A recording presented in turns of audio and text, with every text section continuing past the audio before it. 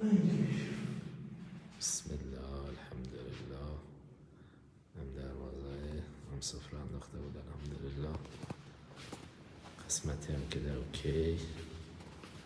وضوخونه همه چی آب بالکن الحمدلله.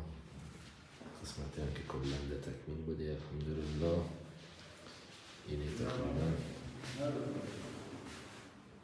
دستشین اوکی. بعد با شما که ارز کنم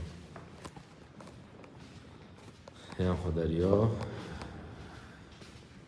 یه خدر به ورودی دو چی درست بوده دو در اشپزخانه هم که دیگه الحمدلله باطل ماطل شده نده همه چی اوکی. فضل الله سبحانه و تعالی. بیا انشالله شو استارت خردایی الله پاک در صحیفه شما بنویسه.